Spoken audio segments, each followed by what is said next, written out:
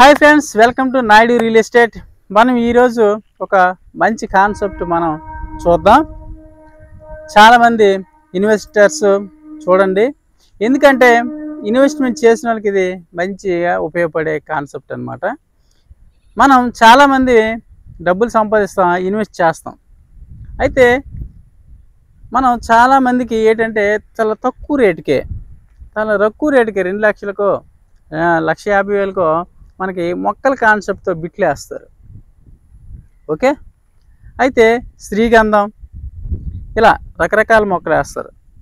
అయితే ఆ మొక్కల కాన్సెప్ట్ బిట్టు మనం తీసుకోవచ్చా లేదా, ఇది ఈవేళ సబ్జెక్ట్.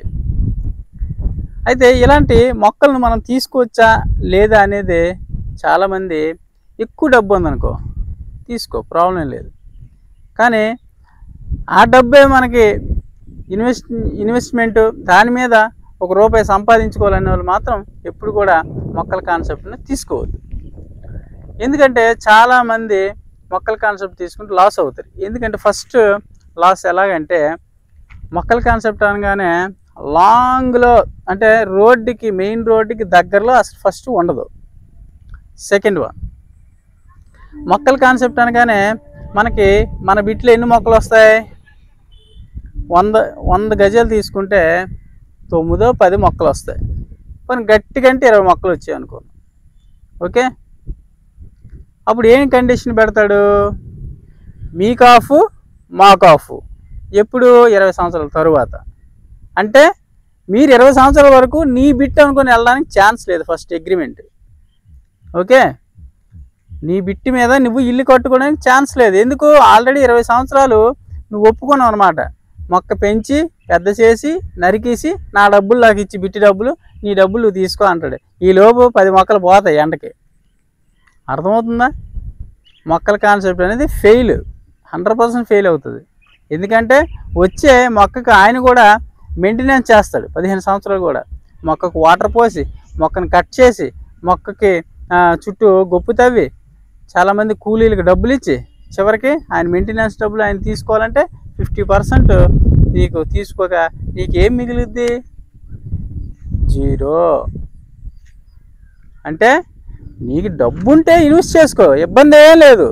కానీ అదే డబ్బులు ఇన్వెస్ట్ చేసి దాని మీద నాకు లైఫ్ ఉండాలి అంటే మాత్రం మొక్కల కాన్సెప్ట్కి వెళ్ళకండి.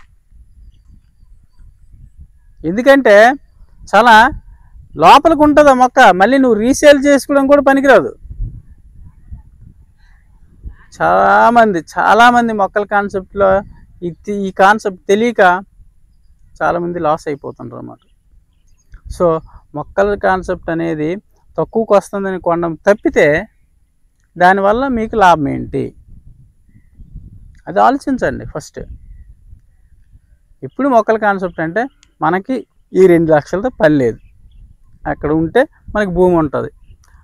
అలాంటి మెథడ్లో మాత్రం తీసుకోండి, సూపర్. ఎందుకంటే 30 ఫీట్ రోడ్ చేస్తాడు, మంచిగా పండే మొక్కలు ఎదిగే స్థలాలు తీసుకుంటారు, చాలా లోపల తీసుకుంటారు. కాబట్టి నీకు వచ్చిన భయం ఏం లేదు, ఎవడు ఆక్యుపై చేస్తాడని భయమే లేదు. ఎందుకంటే అవి ఎవడు టచ్ చేయడు, ఎందుకంటే ఇల్లులకు పనికిరావు కాబట్టి ఇలా నాకు పెట్టుబడి అలాగ ఉన్నా ప్రాబ్లం లేదనుకుని మాత్రం తీసుకోవచ్చు.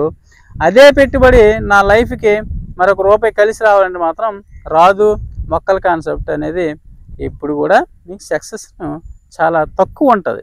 సక్సెస్ ఉండదని చెప్పను, ఎందుకంటే మంచి కలపతో వేస్తారన్నమాట. ఎర్రచందనం ఇలాంటి మొక్కల కాన్సెప్ట్ వేస్తారు కాబట్టి, శ్రీగంధం, ఓకే, ఇలాంటి మొక్కలు వేస్తారు కాబట్టి వస్తుంది. కానీ మీకు లాభం కాదు, సైట్ వాడికి లాభం. అది అర్థం చేసుకుంటే బాగుంటుంది. మొక్కల కాన్సెప్ట్ అనేది చాలా చాలా తక్కువ గ్రోత్ ఉంటుంది, అది అర్థమైతే చాలు. అలాగని అది తీసుకోకూడదు, మంచిది కాదని నేను ప్రచారం చేయట్లేదు. నేను ఒక మీడియేటర్ని, నేను కొనమంటున్నా కానీ ఇందులో నిజమేంటి అబద్ధం ఏంటి తెలియక చాలామంది పేదవాళ్ళు, పూర్ పర్సన్స్ దొరికేస్తుంటారు అన్నమాట తెలియక. అంటే మనం చెప్పడం కూడా అద్భుతంగా చెప్తామన్నమాట. ఇక్కడ మొక్కలు పెద్ద పెద్ద వృక్షాలు అయిపోతాయి 5 ఇయర్స్కే, మీరు అమ్మేయడం డబ్బులు ఒట్టుకెళ్ళిపోవడమే, బిట్టి ఫ్రీగా వస్తుంది అనేది చెప్పడం అనేది చాలా ప్యూర్ మెంటాలిటీగా, చాలా నేరో మైండ్తో చెప్పడం అనేది రాంగ్ పద్ధతి. కాబట్టి అది పనికిరాదు. మొక్కల కాన్సెప్ట్ అనేది బాగా డబ్బులు ఉండి మనకు ఆ డబ్బులతో పని లేదంత మాత్రం ఇన్వెస్ట్ చేయండి. ఏమాత్రం నీకు ఆ డబ్బులు ఇంపార్టెంట్ అని మాత్రం మొక్కల కాన్సెప్ట్ మాత్రం వెళ్ళొద్దు. సో నాకు చాలామంది లైవ్ ఎగ్జాంపుల్స్ ఉన్నారు. ఆ మొక్కలు తీసుకునే దానికి వెళ్ళి ఆ లైవ్ కూడా మీకు చూపిస్తాను. అది వాళ్ళు కొనొద్దు అనుకుంటూ కొన్నారు. ఈరోజు వాళ్ళకి కష్టం వచ్చింది, 10 లక్షలు 15 లక్షలు అప్పు వచ్చింది. ఇల్లు ఆ డబ్బులతోనే అప్పు చేసి కట్టేసారు.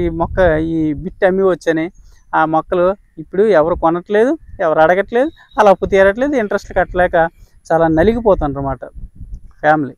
కాబట్టి అలాంటి తప్పు మీరు చేయొద్దు. ఆ రోజు నేను చెప్పాను, వినలేదు, ఈరోజు బాధపడిపోతుండ్రు. కాబట్టి మనది రూపాయే మన దగ్గర ఉంది, 100 రూపాయలు లేదన్నప్పుడు ఆ రూపాయిని ఎలా ఇన్వెస్ట్ చేసుకుంటే మంచిది అనేది రాను నా వీడియోస్ చూస్తే మీరు ఎలాంటిది ఇన్వెస్ట్ చేసుకోవాలో, ఎలాంటి ల్యాండ్లో ఇన్వెస్ట్ చేస్తే మీకు మంచిగా కలిసి వస్తుందో, మనకు రూపాయి పోయినా పర్లేదు, మన డబ్బుకి 1 రూపాయి కలిసి రావాలి. అలాంటి కాన్సెప్ట్ నేర్చుకోండి, మంచిగా లాభపడండి. Thank you.